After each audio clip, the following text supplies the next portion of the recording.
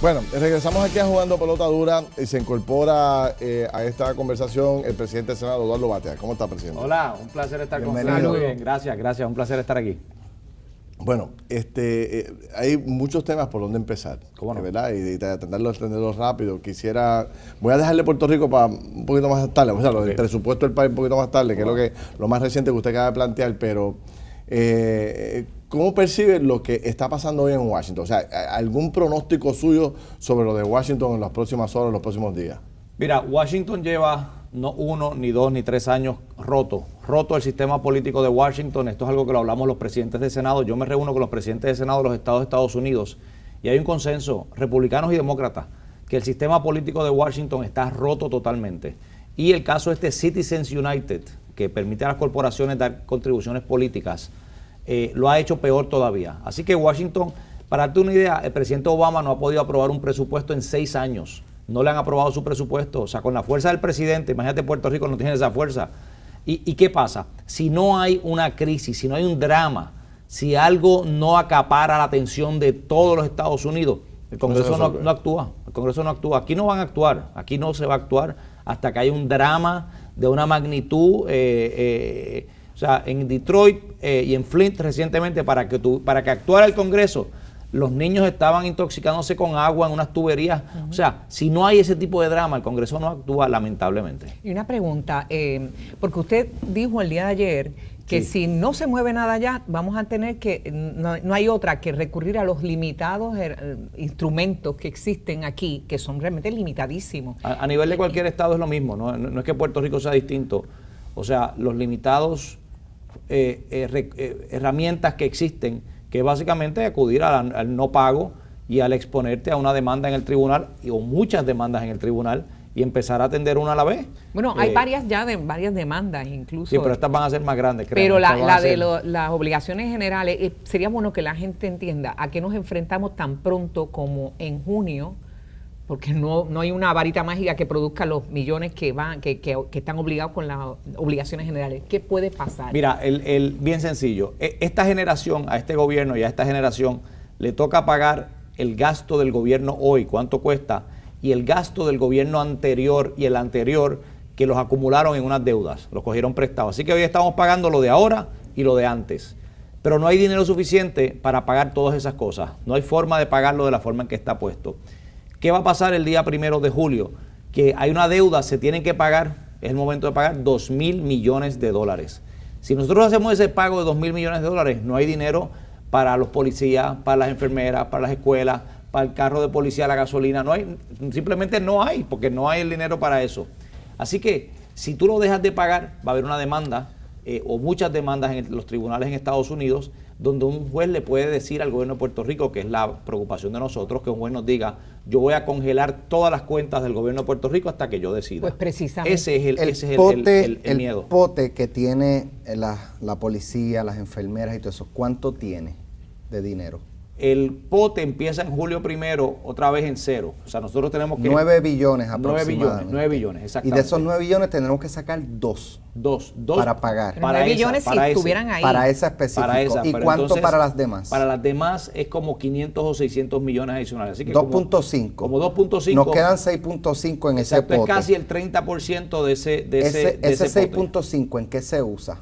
El resto del 6.5 sí. se usa en pagar los enfermeras, maestros. Bueno, pues está seguro ya entonces. No, porque te vas a quedar corto 30%. O sea, te vas a quedar, hoy en día no se usa, tú no pagas esa cantidad, esa magnitud nunca se paga. Es decir, vas a tener que empezar a que cortar en otras áreas. Lo que no pero es te había esencial. dicho en un momento dado, antagonizó con el gobernante diciendo que había espacio para cortar hasta $1,500 millones. Hasta $1,000 millones más, dije yo. Y ellos decían, entonces habrá que votar a medio mundo. Y se hizo el recorte. ¿Cambió? No, y he sido bien consistente y he dicho, se hizo el recorte, se hicieron casi 800 millones de recortes. Yo todavía creo que hay que hacer más, pero hay que hacerlo cuidadosamente porque ya el recorte te está llegando al punto en que si recortas tanto, tiene un efecto en la economía terrible. Pero Batea, ya que estamos en presupuesto y siguiendo la línea de Alex, usted plantea que no hay esos 2,000 millones para poder pagar. Y si los pagamos, nos quedamos sin pagar lo otro. Oye, pero ya el Estado ha dicho que no lo va a pagar. Sí. Entonces, si no pagamos las obligaciones de mayo de 500 millones y ahora tampoco vamos a pagar los 2.000 millones de las que vienen, ¿cuál es la crisis? Si ya dijimos que no íbamos a pagar. No, la crisis es que se supone que tengamos los 9.000 millones ahí. No los tienen los 9.000 de un día para otro, porque tú los vas... Claro, sí, eso es presupuestado. Exacto, pero usted dice hoy que prevé un escenario dantesco para Puerto Rico. Dantesco porque vas a tener demandas al día siguiente, demandas que no vas a poder enfrentar y que te van a decir, ustedes dijeron en todos sus documentos que antes de pagarle a un maestro le van a pagar a los bonistas. Y eso hay documentos legales que dicen eso. Ajá. Y yo yo digo un escenario dantesco porque es realmente, entramos en una etapa, porque no hay una estructura. Fíjate, si hubiera un juez de quiebra, el juez de quiebra decía, mira, un momentito, vamos a parar esto aquí. Tráiganme todas las demandas a mí y yo aquí divido y yo priorizo. ¿Qué es la prioridad? Pero tú no sabes ni a qué juez le va a tocar, ni en cuántos tribunales vas a estar. O sea, lo que queremos evitar nosotros por tener esta ley de reestructuración es precisamente el desorden que se va a crear con este presupuesto. Ahora mismo el Tribunal Supremo de los Estados Unidos, el caso de la ley de quiebra criolla. Sí. Si el Tribunal Supremo validara esa ley, ¿cuánto aliviaría la situación? Aliviaría algo, pero esa ley habría que enmendarla. Porque esa ley realmente estaba hecha para la Autoridad de Energía Eléctrica y la Autoridad de Acueductos. Okay. Esa ley excluye al Banco de Fomento, excluye las obligaciones generales, excluye un sinnúmero de cosas que ahora tendría que incluirse como parte de la reestructuración. Y lo pueden hacer prospectivamente. Ajá. Lo podemos hacer.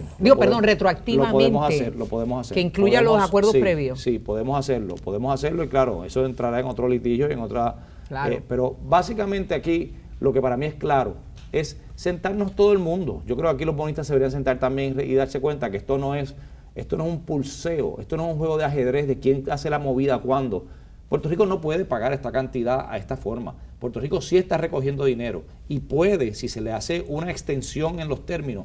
Ahora, lo que me quita a mí el sueño no es la deuda, es el sistema de retiro, es la insuficiencia que hay para los viejitos y la gente que trabajó toda su vida en el gobierno. Ahí es donde no hay dinero. Y ahí está el tranque allá en el Congreso. Ahí es que está el tranque en el Congreso. Ahora, y ahí hay una deuda de 40.000 millones de dólares adicionales. ¿Por qué? Que es otro escenario dantesco. Ese debate de que hoy el presidente puede actuar y puede hacer algo por Puerto Rico y no lo hace. Y entonces que todo esté fundamentado en que el Congreso es el único que puede solucionar el problema. Sí. ¿Usted es partícipe de esa teoría o usted cree que se puede hacer más desde el Ejecutivo? Bueno, hago eso porque le tengo a su contestación le tengo una pregunta. Sí, lo que pasa es lo siguiente, si se puede o no se puede, yo creo que se puede, pero la insistencia de la Casa Blanca es que solamente hay un plan A, no hay plan B.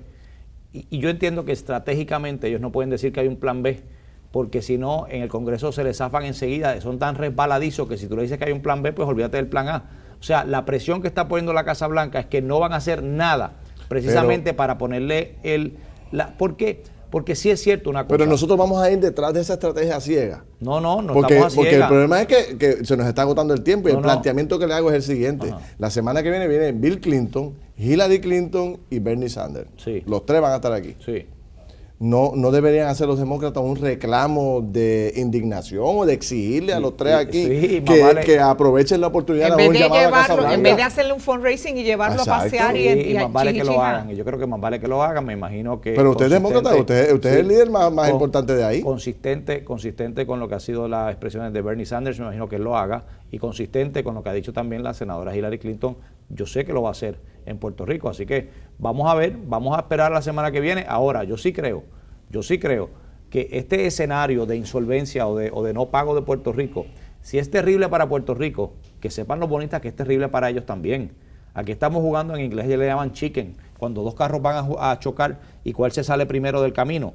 Yo me doy cuenta que después que nosotros aprobamos la ley de moratoria, que fue una ley aprobada localmente, empezaron a llegar, los teléfonos empezaron a sonar en mi oficina, de bonistas que se querían sentar, ahora se quieren sentar a hablar. Porque es un terreno desconocido que podría fallar a favor de cualquiera de los dos lados. Exactamente, y porque ahora se dan cuenta que nosotros estamos en serio de que si no hay un mecanismo de reestructuración que sea ordenado, nosotros vamos a dejar de pagar y se acabó. Y esto a ellos tampoco les conviene porque no quieren estar en litigio, ellos tampoco 10 años o 7 años, 8 años.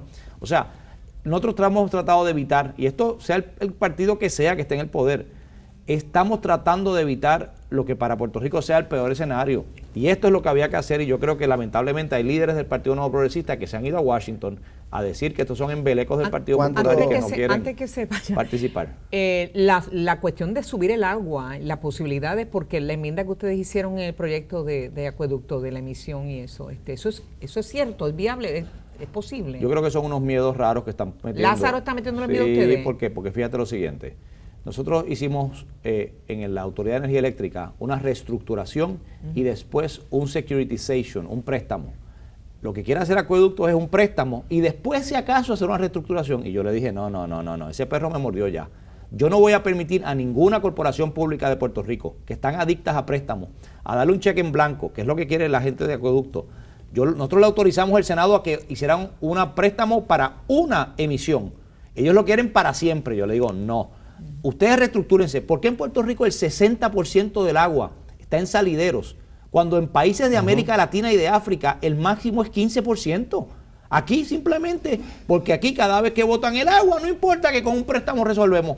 Acueducto va de camino a ser la Autoridad de Energía Eléctrica, en términos de ser una entidad que va a tener la misma tipo de quiebra. Y eso no puede ser. Hay que pararlo desde ahora y decirle, yo no te voy a aprobar un préstamo más hasta que tú empieces internamente a estructurarte. Y eso es la cultura distinta que yo estoy tratando de imponer a las corporaciones públicas. Yo pensaba preguntarle si iba a renunciar a la legislatura porque la Junta viene, como dice Pereira. ¿La Pereira renunció? Pereira dice que ya no renunció, ya hablé con él. Lo recomendó a ustedes también. Pero si la Junta se va. Lo que pasa es que hay que ver, parte del tranque es la Junta, porque Nancy Pelosi ha dicho que esos poderes que tenía la Junta no es lo que se va a permitir en Puerto Rico, y yo coincido con ella. Sobre lo de Washington, yo sé que nos tenemos que ir. Sobre lo de Washington, sí te digo que lo de las pensiones es un tema que yo creo que debe tener más discusión en Puerto Rico, porque eso es lo que tiene asustado a los republicanos. 40 el tema mil de las millones pensiones, porque están igual de quebradas las de allá que las de acá. Patia, gracias. Gracias. Siempre es un privilegio conversar contigo. Vamos a una pausa, venimos rápido. Está el secretario de Desarrollo Económico, Bacó, y está el panel político de Ronnie Jarabo y Ángel Sintón. Venimos rápido, no se nos vayan.